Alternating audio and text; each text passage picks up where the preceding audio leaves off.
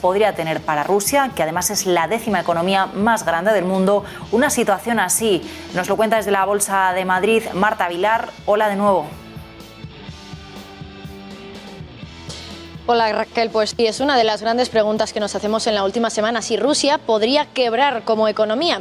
Dice el FMI, lo decías Raquel, que ya no es un evento improbable. La agencia Fitch estos días también decía que un posible default de Rusia pues era algo inminente y claro, eso tendría consecuencias muy graves para la capacidad que tiene el país para pagar sus deudas. De hecho, ya en algunas casas de análisis ya le están poniendo fecha a ese posible default de Rusia. Dicen que podría llegar el día 15 de abril porque ahí es cuando vence el periodo de gracia para pagar 2 cupones que valen 107 millones de dólares. Eso, claro, Occidente nos empieza a preocupar bastante cuando todas esas deudas nos las tienen que pagar pues a nosotros, porque son deudas que están denominadas en dólares y en euros. Por eso, para intentar descubrir si realmente es tan preocupante que Rusia caiga y entre en esa temida situación de impagos, pues hemos recurrido a los datos y, por supuesto, hemos preguntado a los expertos para que nos ayuden a poner todo esto en orden y en contexto. La primera pregunta que debemos hacernos en este entorno es: ¿cuánta deuda tiene Rusia en manos extranjeras? Bueno, pues según datos que maneja Reuters y Bloomberg, los bonos rusos internacionales, es decir, los bonos rusos denominados en dólares y en euros, equivalen a unos 40.000 millones de dólares. Parece mucho, ¿verdad? 40.000 millones, por supuesto, pero hay que hacerse una idea y ponerlo en contexto, por ejemplo, teniendo en cuenta que en España tenemos 493.000 millones de euros en deuda en manos de no residentes, es decir, en manos extranjeras, es decir, más de 10 veces lo que tiene Rusia, que es una economía ligeramente más grande que la nuestra. Por lo tanto, primera cuestión, la deuda rusa en manos extranjeras, bueno, pues es reducida, por así decirlo. No solo eso, Juan Ramón Caridad desde GAM nos decía que teniendo en cuenta todas las sanciones que están poniendo en los países de Occidente, todas las carteras que actualizan el valor de la renta fija rusa a diario, podríamos decir, como es el caso, por ejemplo, de los ETF, nos decía Juan Ramón, ya han puesto en precio una caída del valor de esos bonos rusos de en torno a un 90%. Ahí es nada, por lo tanto, ya estaría puesta en precio esa caída y entonces, en el caso de que pudiera poner en peligro algún fondo, ya lo sabríamos. Y nos decía Juan Ramón, en una conversación con él, haciendo este reportaje, que claro, de momento no hemos tenido ninguna información de que a ningún fondo le esté yendo mal por su excesiva exposición a los bonos rusos. Así que bueno, ahí tenemos ya una pata de este análisis. Teniendo en cuenta esto, también tenemos dos posibilidades. Por un lado, que Rusia no pueda pagar por todas las sanciones que se le ha impuesto por parte de Occidente, pero otro lado de la moneda, por así decirlo, es que Rusia realmente no quiera pagar esa deuda a países que le están imponiendo tantas sanciones. Y de hecho, en el caso de Putin, por ejemplo, pagar no va a ser, como digo, una cuestión de quiero y no puedo, sino de puedo y no quiero. Nos lo decía Gonzalo Rengifo desde Pictet Asset Management.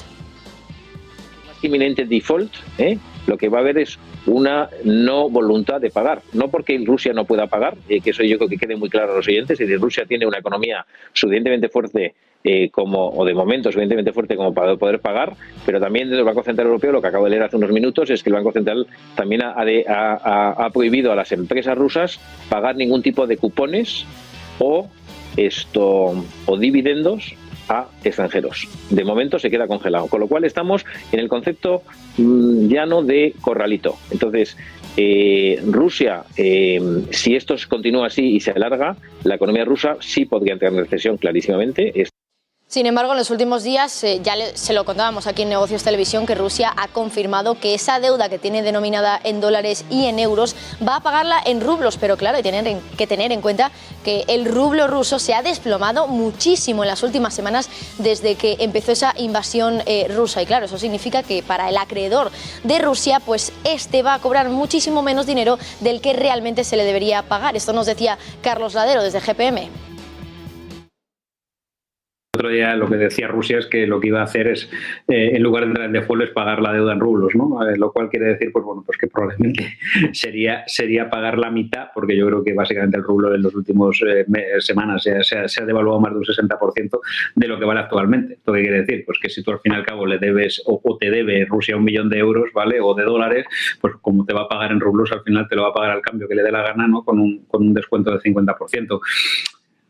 Bien, yo creo que es un problema, es decir, ahora mismo que Rusia entrara en default, ¿no? A pesar de que, como bien dices, ya no es la potencia que era, pues bueno, pues supone un problema, supone el problema de muchos balances de muchos países, pero luego supone un problema en el balance del país más acreedor de Rusia, que es China. Hay que añadir una cosa, y es que en el caso de que Rusia entrara en default, primero, no sería la primera vez que el país lo hace, que entra en suspensión de pagos, y tampoco sería la primera vez que en la historia reciente lo hace en una situación similar después de haber sido sancionado este país por Occidente. Vamos por partes. Por ejemplo, hay que decir que Rusia entró en suspensión de pagos en el año 1998. Vamos a ponernos un poquito en situación para entender cómo estaba la economía rusa entonces. En el año 97, es decir, un año antes, la economía rusa representaba casi el 5% de la economía mundial. Ahora, en 2021, ese peso de la economía rusa en la economía mundial se ha reducido hasta no llegar incluso al 2%. Se queda en 1,7%. Además, según el gráfico que les vamos a mostrar ahora sobre la deuda pública rusa respecto al porcentaje en PIB, es un gráfico del Banco Mundial, podemos ver que ese ratio deuda-PIB se sitúa en el 140% en el caso de Rusia para el año 1998, cuando decimos que entró en esa situación de impago, pero desde entonces, como pueden ver en el gráfico, Rusia ha aprendido la lección, parece ser, y ya no depende de la deuda para financiarse, porque ahora, en 2021, sus obligaciones suponen menos del 20% de su economía, de su Producto Interior Bruto. Claro, algunos pueden decir, bueno, ahora no es lo mismo porque ahora tenemos un posible default y que hay que sumarle además todas las sanciones tan graves que se les ha puesto a los rusos por parte de Occidente, porque ya nadie, podríamos decir, quiere hacer negocios con Rusia, por lo que podemos deducir, claro, cómo va a sobrevivir un país si entra en default, que además ha perdido la confianza de los inversores, que probablemente ya no quieran financiar su deuda. Bueno, recuerden, esto hay que recordarlo, por supuesto, es un dato muy importante, que Rusia tiene un apalancamiento muy reducido, que no llega al 20% de su PIB, pero además tenemos un caso en la historia reciente del que podemos echar mano, por así decirlo. Es el caso de Venezuela. Entró en suspensión de pagos en el año 2017 y fue sancionada fuertemente también por Occidente, pero estamos en 2022 y todavía sigue ahí el país. Además, ahora, como decía Maduro, Estados Unidos ha recurrido a Venezuela a pesar de todas las sanciones que se les ha impuesto a este país para comprarle petróleo a ellos en sustitución del crudo que no van a poder comprarle a Rusia.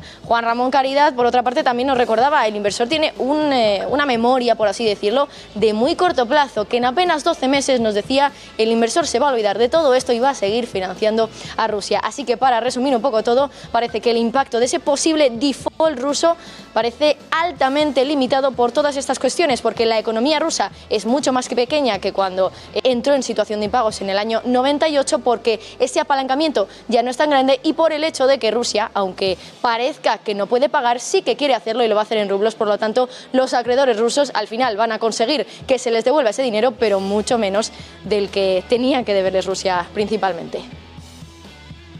Gracias, Marta. Veremos qué consecuencias tiene toda esta situación. Mientras tanto, parece que ahora ya sí